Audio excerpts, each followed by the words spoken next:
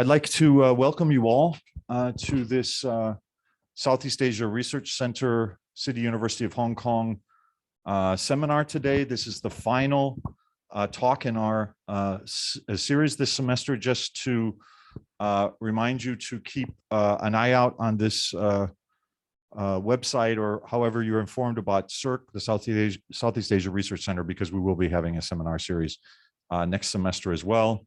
And we'll be putting up those talk titles soon. But in the meantime, I'd like to hand over to my colleague, Professor Yip, who will be introducing our speaker. Again, welcome everybody. And for those online, there'll be a chance for you to join the discussion after the talk. Thank you, Professor Thompson. And I'm Yip, and I'm also the convener of the Urban Research Group. And this is a seminar co-organized by the Southeast Asian Research Center and the Urban Research Group of the Department of Public and International Relations. And today we have the honor to invite Dr. Nguyen Hoang Ton, who is an associate professor in the built environment at the Department of Urban Study, Malmö University, Sweden. And the research on the critical analysis of state-society relations in the production of urban space, with a focus in Southeast Asia, particularly in Vietnam. And today, Dr. Tran will share with us her research on the dynamic of state and society, formal and informal, urban and rural, at the Peri-Urban Hanoi, which is the research, in fact, Dr.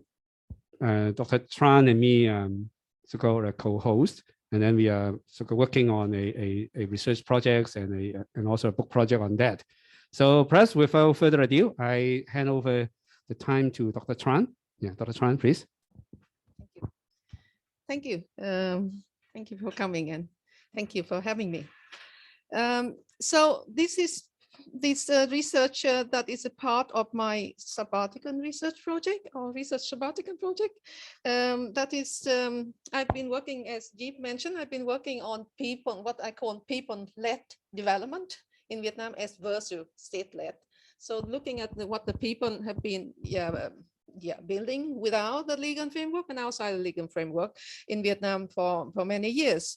And the sabbatical project would I would do some supplementary research and to synthesize the research from old material and new material to provide hopefully a rich account of different typologies of people-led development in Hanoi from the 80s to the present. What I provide here today is a recent development in the Peri-Urban Hanoi. I would combine with previous work to highlight the spatial and political agency of the urban poor and the negotiating character of the relationship between the state and the society, and the role played by how to move this on. Just press any key. Press any key. Okay. And the role played by informalized processes in Vietnam urbanization. So this is the aim of the overall project, and the project I speak today is a smaller part of the overall sabbatical project, and I'm looking especially at two types of, but we are talking about only one time today, but that's interstitial practice.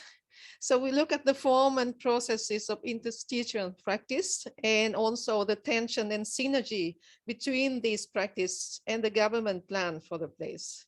So there are two sides that I'm doing research on. The first one that I'm talking about today is the peri-urban. So looking at the dynamics between the urban and rural, between the past and the future plan. Yeah. And the next one that is I'm going to work further on is the interstitial space within the city center, and it's about infill development, and it's the project that fill the cracks in legal framework and in the gap of the housing provision in the city. But that's another one. Okay, so this is the red one, is what I'm talking today. Okay, but just a few words about the interstitials, interstitiality. It's such a difficult word, but there's so many terms for it. You can talk about transitional space. You can talk about in-between spaces. There's the French word terrain vague, and then you have the heterotopia, borderlands, and urban void. Yeah, it's focused on those areas and practices that exist beyond the notion of fixity and certainty, beyond the notions of formality or informality, outside the existing and accepted social and spatial categories. Yeah, from a planning perspective, I'm a planner myself, so we planners tend to think of the lack of interstitial space as something lacking function. It's waiting to be planned, lacking an attributed function. From a sociological perspective, the urban interstices are gaps within consolidated institutional framework and cracks in the structure of the social organization. But it is also space that where excluded individuals can be hosted and unauthorized activity can take place.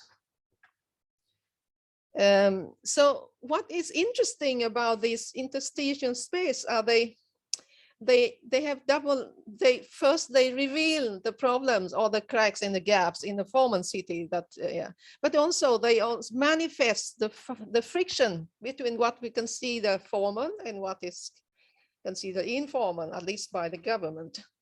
And what is the friction here? We have a controlling action and design that would the intention or the drive to empty the interstitial space by state actor. And why we have on the other hand, we have the informal and hybrid practices from bottom-up solutions.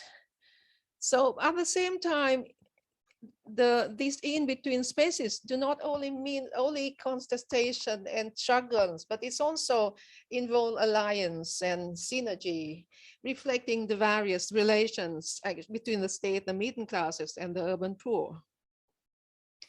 And because why, I'm just explaining this is from King and Dovey 2013.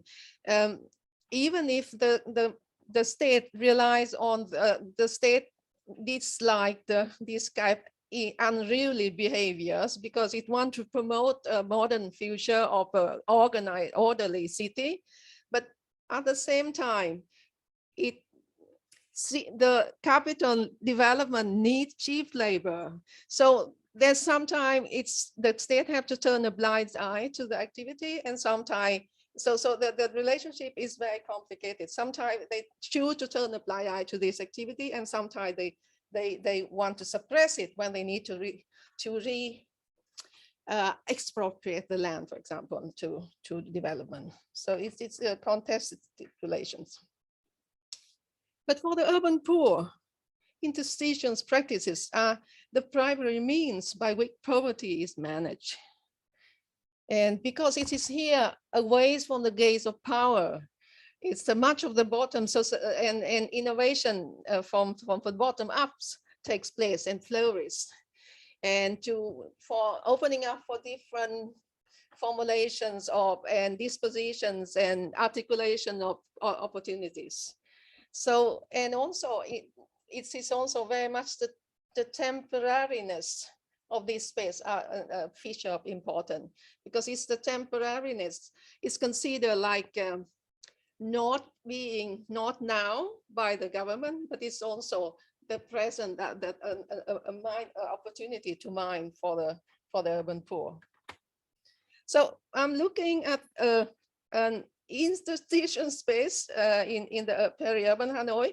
This is this street called Nguyen Hoang Ton, and it is in between this village, a tradition village. It used to live in agriculture, and now it's all the land is sold for the government, and now they are diversing into renting houses, renting rooms, and working with the crafts And this is the Ciputra. It's a 300 hectares gated community.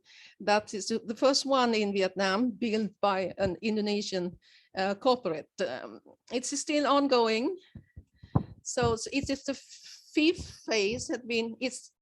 It started since the early 2000s, and now the 5th phase is completed, but it's still only 100 hectares has been built. So it's a huge construction site. It's still ongoing, and the village also. It's a construction site because the people have to diversify. That they can no longer live in agriculture, so they build and build housing for rent. So it's a big construction site that the treaty is in between. And on that, on the my left-hand side and right-hand side of you can see the plan for the treat. So now it's only 5 meters, 5 to 7. But the plan for the treat, how do I back it? Yeah, the plan is to make it into the 4 lanes street, 64 meters for cars. So it's very much an in between. It passes in between the future that is not there yet, and in between the 2 way of livings and the 2 totally way of life. So this is a treat. So I'm focusing on the businesses along this side, the treat. The villages, it's a bit complicated, so we have not been mapping very well here, but you can see the living outside the street. So the reds are residents there, and the yellow are businesses. So you can see, and all of these, they are built as small businesses without any permits, because they are allowed to operate. Meanwhile, so to say, during the time that. So this is the big development, Ciputra. I'm just saying to just some more concrete about it, to see the scope of development, and to see, so that you see that the street is in between the construction sites as well. So it would be to 15,000 inhabitants when it's finished. So the question is, I'm looking again here, is to remind the forms and processes of the practice, and the tension and synergy between the practices, between the treat, the activity on the treat, and the gate community on the one hand, and the village life on the others. And also the tension and synergy between the practice that's going on this place and the government plan for the place. Please just interrupt anytime here, and people in the class might be here to have questions. So here you can see there's some, yeah, you can see the kind of business and the kind of investment. Some of them is just a shed. In the middle is the scrap trading. They are collecting discarded metals. And then you have a nail shop, and you have a pet shop, and you have a pizza, and then you have a flower shop, and there's a construction, electric, so many very diverse businesses. So this is because I can see that this is an area in development. There's several buildings that are in construction. There's a lot of government building as well. So there are development. This when an area is established, there's no longer opportunity. So an area in development is an opportunity for me. And this is the shop that sells noodle soup, for the Vietnamese noodle soup. When the construction goes on, we will have a lot of work. Yeah, there's also food. See here, there's workers in Ciputra. They are students. But they are domestic worker, motorbike taxi driver. With this number of customers, I will survive. But there's the business here are thriving, but they are characterized by a high level of temporality. Business come and change very much. in this area, the older business are the one who's characterized by the suburban. It's like a scrap trading, electricity, and building material. And the newer one that is more like directed to urban life, like the nail shop, the flower shop, and the pet shop. And they also more targeted to Ciputra customer. So this there have been different time of business during the years. And here is the just for the case of this scrap trading, he had been moving for several times. At first, he built a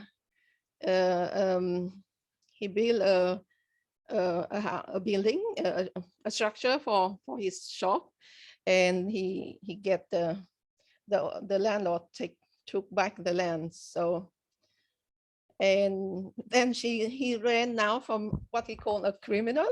She encroached the land, and then she rented it to him. So, there's also some kind of speculation about what can they do with usually the shop here, they capitalize more on the workers that work in Ciputra, that work in the village, because construction's going on. It's the worker that is the target customer. But in the future, they are directing some of the shop, the newer shop, as I mentioned, they are directing to the customer of Ciputra. That they would buy high-end products. So if I invest in a better product, I would earn more money. I would get better profits.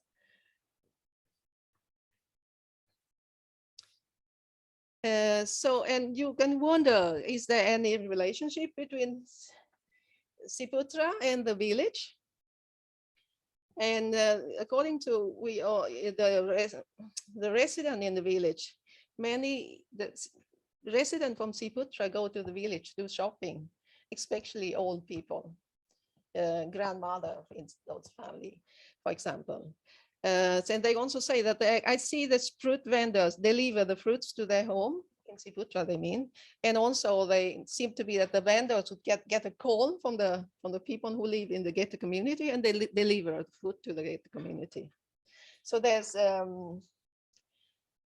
but also the people in the village, because Ciputra is nicely built and there's a lot of landscaping and there's a lot of space, a bigger space compared to the village.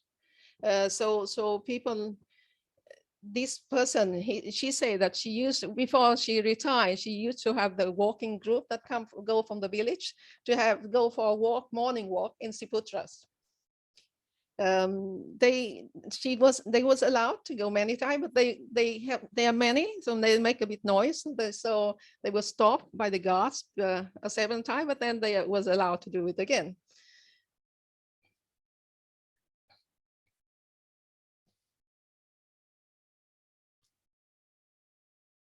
So the owner of the laundry shop, the laundry shop is the only shop that is target Ciputra customer, only not the workers and so on. So he had been working in a similar location on another street that's also developed, but now that location was taken back for developing a bigger street.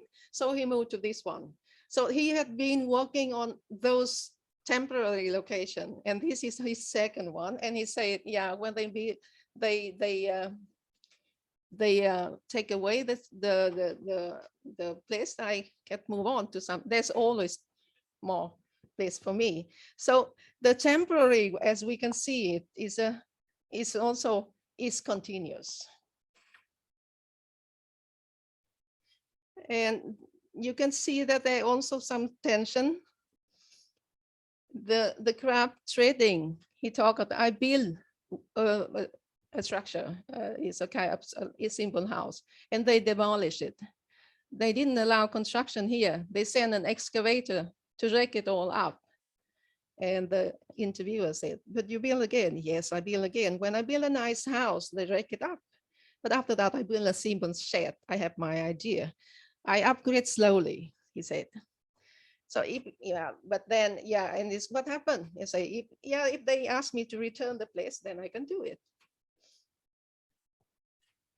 But this is not everybody get their construction, the building rake up, as the scrap trading say, because some of the owner of the home shop, she sell bedding and bedding clothes. So she build also without the building permit, but she only need to sign a paper to say that she waived the right to get compensation when the street is taken back by the government for new construction. But her building has not been demolished. Instead, his building, the building he was built, was demolished. So we can also say that the unseeing and seeing is chosen by the government when, yes, maybe some business is considered more. It's the woman who built a 3-story house on the land that she owns. She owned the leasehold land. All land is owned by the government, as you know. So she seemed to be kind of a middle class business that is not being harassed heavily by the government, while it's a crab trading is the low grade business that it's not desirable even to be there, according to the government. So how long time I have? Okay. So what we can see is for the poor people is the in-betweenness and temporariness, means opportunity for the owner of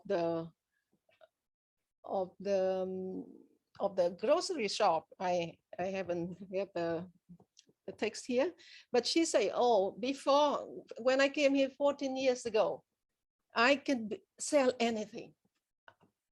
It's so easy. It's a lot of workers here, and they need a lot of things. And I bought one thing, and they asked for another thing, and I bought another thing. Everything sold. Business has not been going well after the COVID time, of course, but that's the same situation. So temporariness here is a survival strategy of the poor. According to here, it's in line with what Simon Abdul Malik said. Temporariness is not an intergranum. It's a register to be cultivated, a rhythm of endurance. But what we say on what we have seen also what we can say the interdependency between what we can see as the Ciputra, the formal development, and the village, and the shop. That is the business that is temporary business on the street. And it is also when they are so depending on each other, we can also wonder what are the meaning of our categories, or what is inside or outside, and what is formal or informal, and what are we left to be, what are seen is what we want to see, and what is not seen, maybe it's not what we want to not see.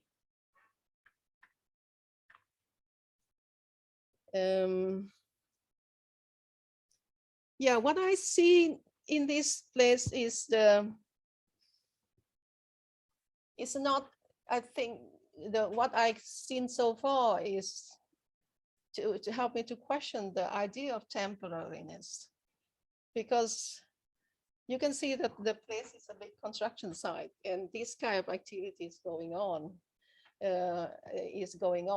and the people, the middle class people in Ciputra, they are relying on the construction worker that build house for them. They are relying on the domestic worker that help them, and there's so. And as the shop owners in the shop, they say, as long as domestic worker and workers, we still have businesses. So that kind of this, we might think that maybe this kind of project is not temporary at all. It had always been going on. in every time we have a formal development, we have other kind of development that going on that go hand in hand with it. We may not just choose not to see it. We don't want to talk about it because we prefer to talk about the big development and how many high-rise buildings have been built. And this thing, we want to look at to put it in the bracket. It was just something that is just temporal. But yeah, I would rather argue that it's, from what I can see, it's all like what we choose to see and what we choose not to see. I mean, from the government also, and from us who also get stuck with our category about what is acceptable and what is acceptable for a city, and what is suitable and what is not suitable. Actually, I think I might stop here. Mm.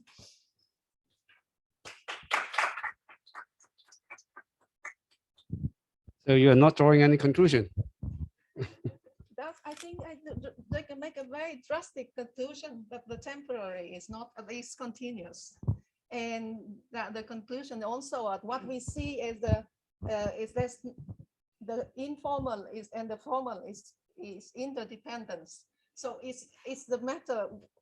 If we make those categories, it's a way for us to acknowledge something and to ignore something, a way for us to choose to see something and to not seeing something else, and to acknowledge only middle class development, to acknowledge only formal development, and to ignore the other thing that is not deserved to be acknowledged. So I think that's my kind of conclusion. Okay, but I think this because it's still an ongoing research. Yes. So that perhaps there more development, they will go on. So I'll see, and I mean, people in this room or people online have any question they would like to discuss with Dr. Tran? Yes. Thank you for your presentation. Actually, I'm from Indonesia, and I know Ciputra, and neighborhood really close to Ciputra. My question is very simple, because it's this kind of interdependence. Of course, they create some kind of gap between those who live in the gated community and those who are not. For the case of Indonesia, because of the multi-ethnicity, usually those in gated community belongs to another ethnic group, and those who are outside belong to another ethnic group. That creates a very tense conditions sometimes, especially at the time of crisis, when you easily blame those who live in the gated community as, oh, you are the source of conflicts here, and I need to blame you for everything. And the same from the gated community, look at those people outside, and, oh, they are very unrefined people, and you should stay away from them. Like, at the same time, the relation seems interdependence, but it's very superficial, I'll say, just for the sake of money. I'm not sure about in Vietnam, but how do you think the future may look like with this kind of gated community? Thank you. Yeah, it's a very good question. But you say that it's interdependency, but it's for the sake of money. But money is not. But just money is not just. Money is actually the aim of a lot of things that that the society at our society. So I mean, if they are depending for each other on the capitalist structure, and that is the reason, that is a deep-rooted independence. It's not something that you can. It's very difficult to change, and so the rich people in Ciputra, they have domestic workers. And they also have own mothers that come from the countryside. They are also between different lifestyle and different phase of development. And the mother wants to go to the village to go shopping. And the son and the daughter in Ciputra say, oh, why you go to those backward places? But the mother say, oh, I love those places because this is how I'm familiar with them, and they even make friends with each other. So I mean, so I think that the ethnicity is another dimension. Here it's the same, the same ethnic, but I mean that is also make it, the conflict is more. But in the end of the day, maybe this example show you that maybe ethnicity is not the problem. You can use it to attribute to explain as a cause, to explain some problem. But the problem maybe is not that. The problem may be that as long as you have a capitalist development that depends on cheap labor, you only have this kind of interdependency between the poor and the rich. And as long as the rich do not acknowledge that they are dependent on the poor, we can also find some excuse to explain away the problem. That's how I would say it. When I was listening to you, I was thinking about whether, what you're talking about in the Vietnam context, whether it's even, true of places like Hong Kong. Just as an example, if you walk out of one entrance of City U, you end up in Festival Walk, one of the snazziest malls in Hong Kong, and you walk out the other entrance and you can go to a kind of a wet market area with some rather informal eateries around there. So even in the so-called advanced city of Hong Kong, you get that kind of duality, and they I think they are in kind of this urban ecosystem together. I think that's a very interesting point. Specifically, though, I want to ask, in the Chinese context, there are formal regulations by the government, such as the hukou system, that kind of promote informality, because if you're restricted from officially living in the city, then you have this kind of informal existence. So I was wondering if there's any kind of similarity in the Vietnamese context in which people who are supposedly rural have restrictions in the cities, and whether that contributes to what you were talking about. And my second question is more generally, you talked about the state sometimes tolerating this. I just wondered if you could say a bit more. Does the state sort of see this as, well, the project is still being built, and, in the meantime, until we get this fully modern part of the city, we'll tolerate this, but we're, ultimately planning to make it as you put in one of your slides, fully modern. That's their vision. I wonder if you could say a little bit more, and how you think the state is likely to react once the project is finished. Thank you. The first question about the hukou. Vietnam is a little very much following China in a lot of in many ways, and Vietnam had the hukou system as well. So we do have this system to exclude people from the countryside to go to Hanoi, for example, to seek job, and to put them in this very difficult situation of moment 22 is that if you don't have job, you don't have a housing, and if you don't have a housing, you cannot have a job. So and all that depends on the hukou. So that's it's a big problem here, and the people who live. Who have business on this area, they have the hukou, and that's it. They already is another class. So the people who the workers, they are coming from other places, and they live in rented houses that is built by people at the village, or built by the people who occupy the street for rent. So that is also another layer of these hierarchies of labor and values and so on. But the laundry shop show that the government had taken back the building that he had been using as a laundry shop in another street. Now the street had been widened to a bigger street, and it's what happens if it's here. And it would be the same. What they capitalize on is also if they build yeah, a big structure, they get a better compensation. That's what they hope. That's why every new construction, the owner of the home shop, she have to sign the paper waiving the right to ask for compensation for a bigger building. They get some compensation for the land, but not for the structure, because it's not supposed to be built during this time.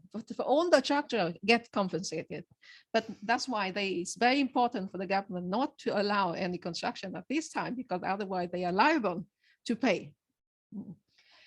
But then, yeah, then of course that's why. But it's interesting. They accept quite a few buildings, especially the taller and the nicer building, and they don't accept the other I mean, the craft shop. It's just a shed, and it's interesting that they have the energy to take that instead of taking away a house. I think what I'm thinking is that, okay, even if this street is being modern and it became the formal it's fallen into the formal category, there's other in between space. Yeah, it's so I'm just feeling very a bit as an urban planner. I feel our work, where in a way we the whole of our work depending on we choose not to see. Because otherwise, because we think that the street has to be modern. Yeah, but we choose to see only that street what we walk in. We don't want to see other things. Just like people, you see the festival walk, but maybe choose not to take picture of a lot of other things outside. So I think the capitalism relies on this unreconcilable structure that we can never have a fully modern city. There's always be cracks and gaps that need to be filled, and there's always be new building, and there's the gap in between. That is an opportunity for those who have been excluded from the formal system. For perhaps I have a similar questions, in fact, triggered by Professor Thompson's comparison between Vietnam and China. Because when I discussed this project with Dr. Tran, in fact, I would say that there is one very important component in the jigsaw puzzle that's been missing in this Vietnam's research. Because I mean, Anne can talk a little bit more on that, because I did similar research in China. Also look at the negated community and its connection with some nearby urban village. So they exist some kind of symbiotic relation with that. But more important is in China, I would say that the middle layer governance institution is more prominent and significant, because that is the local grassroots government and also the property management agents that perhaps they have a little bit more antagonistic perspective, looking at those villages in the fringe as imposing some kind of threat to the integrity and also to the lifestyles of the gated community. So there's them who have a much tighter and stringent control on the entrance and also the activity on that, because the local grassroots government and the property management agent, because they usually align with each other in terms of their interests, so that it sometimes triggers very, I would say, the stringent control on the activity of those nearby the gated community. And it seems to be not exist in Ciputra. So there may be some kind of subtle and milder control mechanism in between. So it's perhaps something that perhaps we need to look into further on that, of that sort of difference. And also my colleague Bart has also researched on this area. So it's perhaps later on I will invite Bart to see whether you have some kind of contribution on that. So can Dr. Tran, you elaborate on a little bit on this? Yes, comparing China and Vietnam is always interesting, and difficult. I think China has always been a stronger state. And what Vietnam want to control, but it's never managed to control. It's somehow like and also there's a much higher acceptance of, I think from what we did about the renovation already during the 80s. So the lower level officials, they see that people need housing. So if they extend illegally 6 meters more than allowed, they say, but they need space to live. So usually they make people pay and fine and let leave. And very, very seldom they use demolition. And the government of Vietnam is actually also very few examples of demolition. There are cases, but there have been cases, but it's much fewer than what happened. Yeah, what you can see is that a lot of activity outside the legal framework is a lot. It happened all the time. For example, that's one of the cases I talk about, a mini apartment.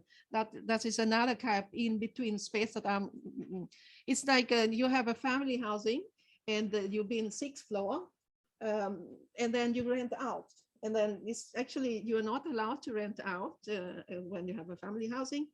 And but it provides the cheap housing that is many people needed. So the government even formalized that. So, but I don't know about the private corporate like Ciputra. Your question is about that. How did they work with the management? They have the security guard and they go everywhere. But some of the security guard are people from the village. So they recruit people from near area, of course. And that's, I think that is also difficult for them to keep a very stringent, preventing people. And the people from the village say, oh, but why they should prevent us? We just go for a walk. We didn't do anything. So they thought they were thinking that it's like a matter of fact that they can go there for a walk. And the guard managed to throw away some youth, that is, if they make noise and so on. But like this elderly lady, they never managed to prevent them from coming in. So it's mainly also. So I don't know. It's been informal also from the top, I would say. That's what we talked about before. Some of the maybe I'm not so focused answer. Do you want to say something? All right. Otherwise, I have a loud voice.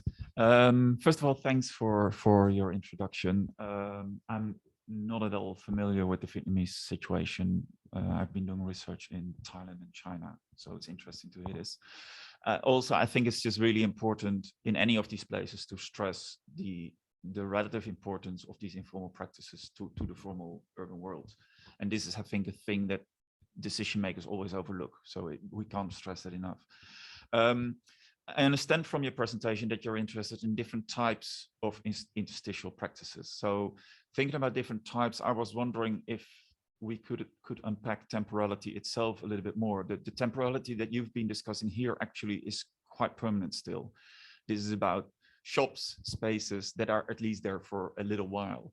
The type of course, there's different types of temporality that also relate to mobility. And I'm thinking, for instance, about the importance of food in these sort of areas. I'm assuming, but you haven't discussed that food is important in these practices around Ciputra.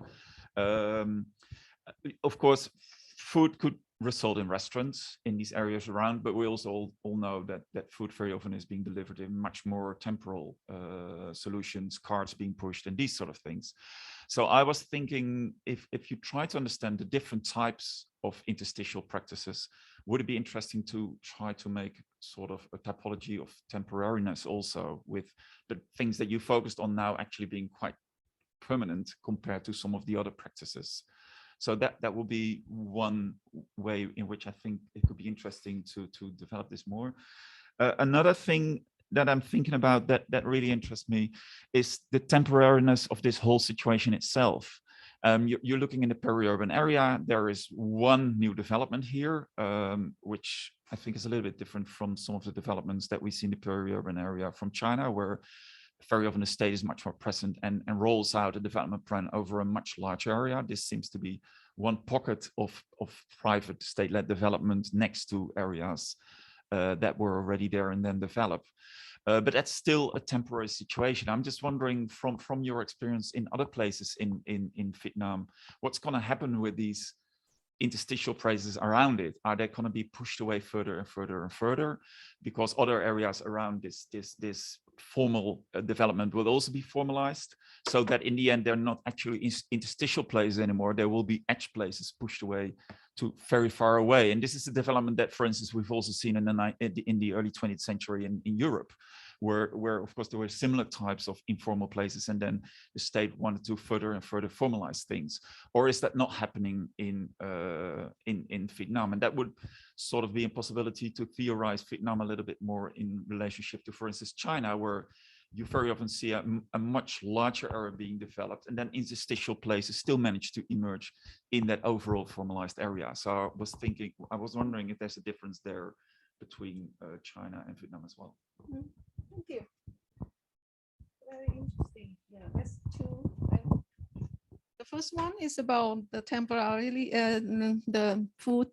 Yes, we did pay attention to for example street vendors and so on in earlier works, and this time there are street vendor in that place as well.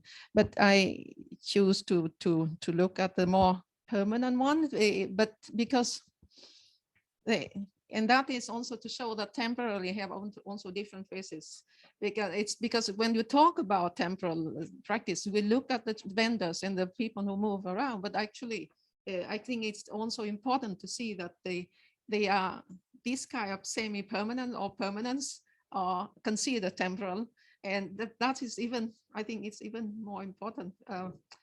It's also a lesson for us to learn different forms of temporality. That's what I is. So, and the second one, maybe you were right about the big development in China, and the development in Vietnam. So Ciputra is one of the biggest one. It's 300 hectares, and there's quite a few area around, but they are smaller. So I mean, one of I think one of the main difference between Vietnam and China is maybe now they are emerging some very big capitalists who make a bigger development, but they are fewer and they are maybe less powerful. So, but I think there are two now that have become could emerging. So there are always a lot of gaps in between, and the gap is very big actually.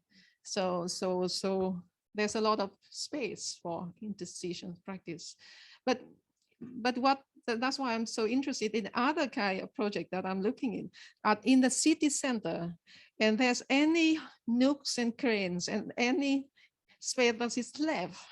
People are building housing for rent, for example, and that is very, and especially in those places because it's cheaper when you have the leftover space, so to say, and then they capitalize on that, and it had been so popular that the government have to formalize them. Actually, so that is the kind of in-field development, and that would be maybe what you say here is in the peri-urbans we have a larger area for in-field, and in the city we have a smaller area for in-field, and then might be, but I don't see that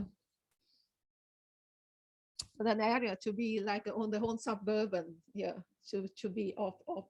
That is the whole interstitial there.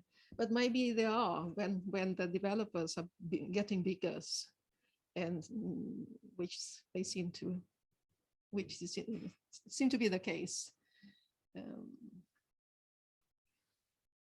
At the same time, they're building on the rural land, and I think it's the tension urban and rural is still there, and there's always somehow the in between, there's a lot of cracks there. That is difficult to be very, you need to be maybe fascistic to be able to prevail on the cracks. But I don't think I don't see a future in Vietnam without those any. I think these interstitial practice are the practice. I mean, it contributes more to us urbanization than the formal one, I would say.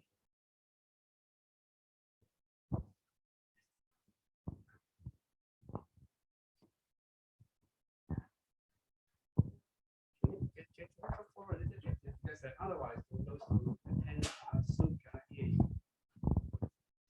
So I don't know much about Vietnam, but I can see many these interstitial practices in China.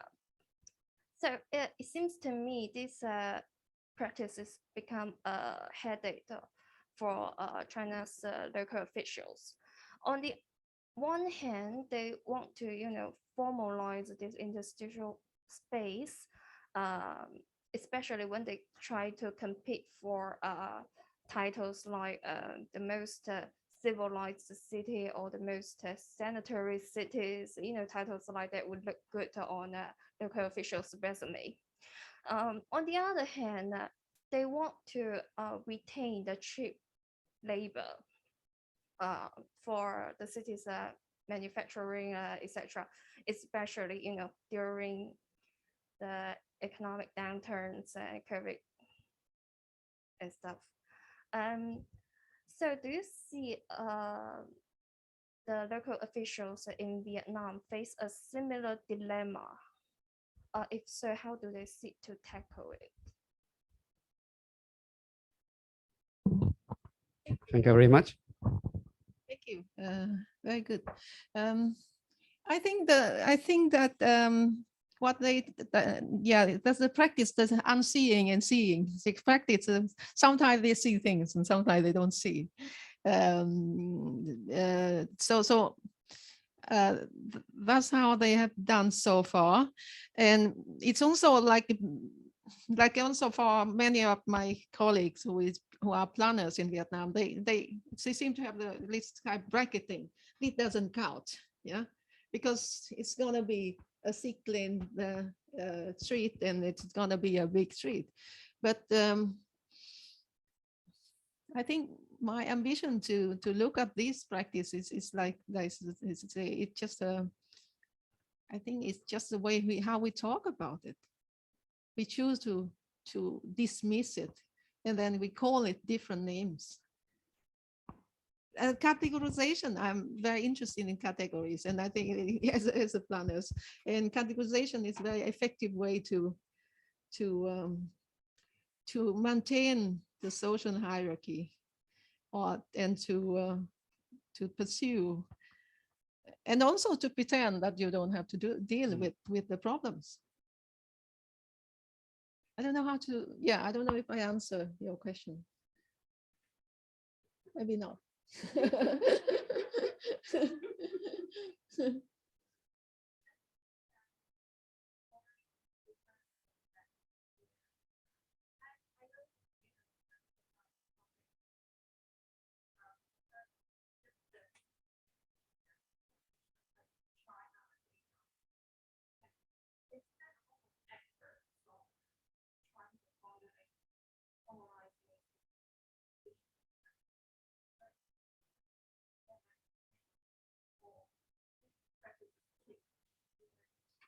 Yeah, we do that too in Vietnam. We have this project to how to say it, to reclaim the for example the pavement, because you chase away the street vendor, the hawkers, because they are not suitable for modern cities.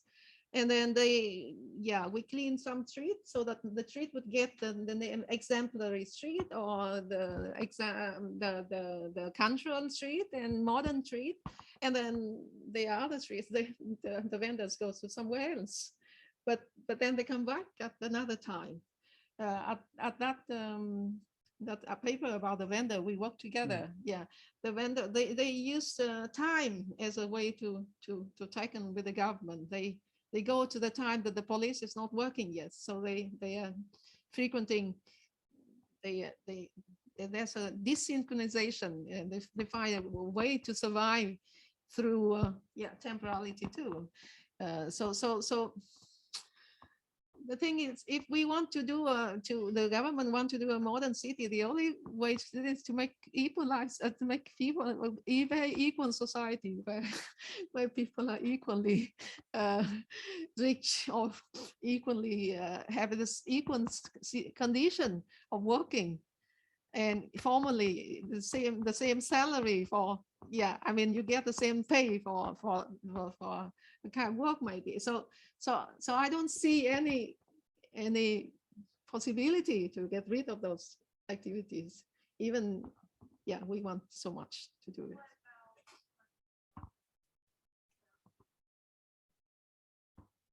Sorry?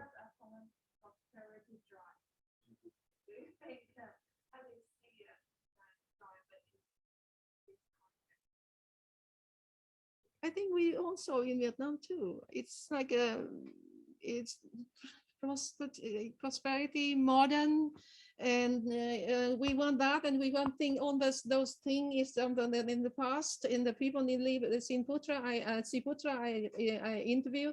I say no, we don't want to eat pho. Now we eat. Now we live in modern life. We don't need to eat at those places. You mean that but most Vietnamese still eat pho, even the noodles.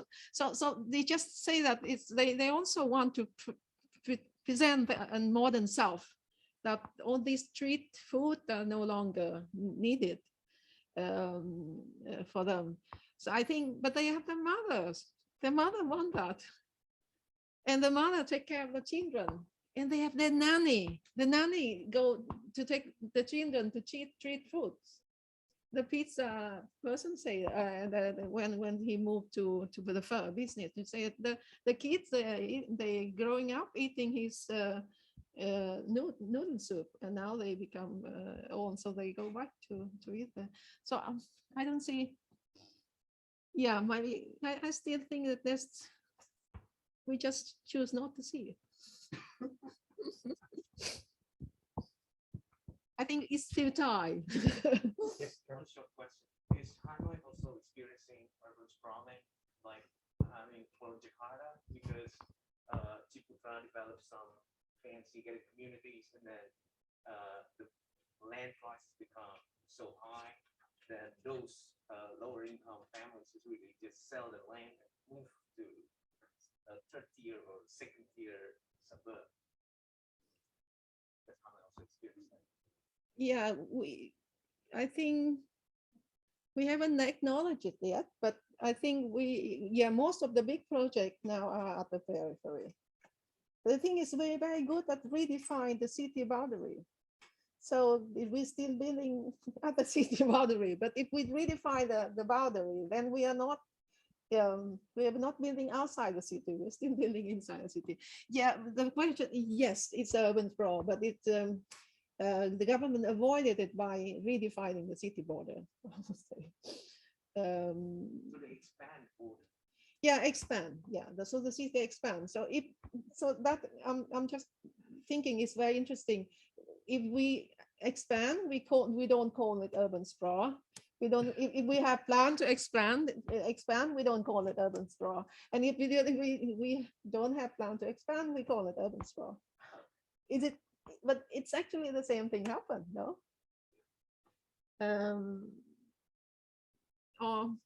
Yeah, I don't know. Yeah. For the case of Beijing, they used to be small, and then they get larger. For Jakarta just stuck at the boundary, and then those urban sprawl in the surrounding small cities. It's the same. Hanoi has been extending its 3 times its boundary before, and I don't know, 3 times or 4 times population 3 times population and 4 times the boundary. So it had been annexing the 3 different outside South province into the city. So we say we don't have sprawl because we just annex it in. So, but you can also say that we have sprawl, but the official version is that we don't. But at least it's under one central. Yes. Hanoi Yeah. metropolitan. Yeah.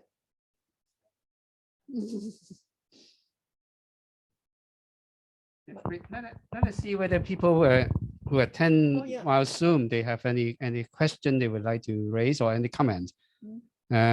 I would suggest that you can just turn on your microphone and I think we can hear you. So although I'm not quite sure. Hi, Ip. This Yeah. is Xiaoling Zhang. Yeah, I want to, try to ask one more question based on what Dr. Xuan has presented today. One particular issue is that I think for peri-urban, regions that that really represent the complex and hybrid institutional structure, which really calls for the governance approaches that may stretch across different multi-scales and may go beyond both urban and rural boundaries. So, which I would say that it really represents a flexible and adaptive characteristics. So it might draw some complexity and some dynamics between different stakeholders in commuting from the rural to urban, or out migrate from the urban to the rural.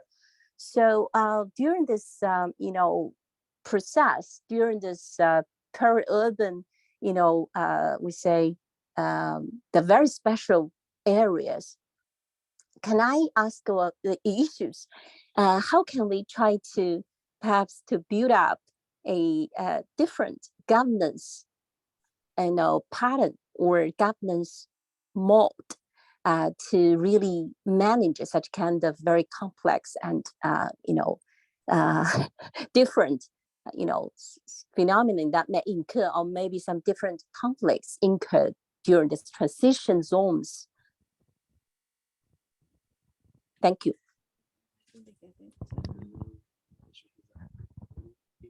I think it's about different type of governance between the rural and the urban. Urban, yeah.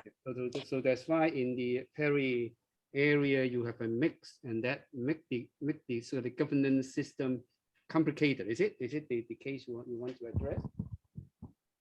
Yeah, because as we said, it's like in the very plural and multi-scaling, governance that may incur for this very special and a bit of informal and formal settlements. Yeah, thank you. I think, there are different governance system, for example, between the village. I mean, the village and the city, and the village is now part of the city, so they have a double system. So within the village, so they have their own village, like the village board or something like that. And then you have the district system, like the ward system, like in the city. But on this street, then it's governed within the urban system.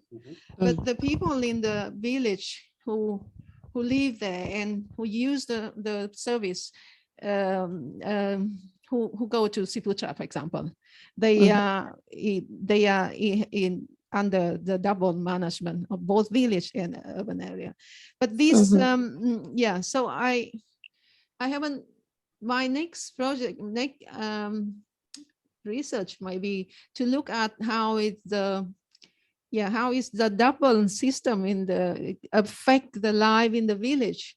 But for the street that I'm doing the research on, it's not much affected by the village. There's one thing they say, that the village people do not consume it's not the consumer of the shops on the street. It's mainly the worker for Ciputra or the worker or the domestic worker for Ciputra that is a consumer of the street, but not the village people. And that is also interesting. For example, and the shop owners on this street also say that they prefer actually to open shop in the village because there's more people. Sure. But the shop in the village, because it's also more, it's belong to another system, performance system. It's more expensive to have the shop there. So because of the interstitial nature of the street, so it's kind of cheaper. So they say that both the village is also still too expensive for them.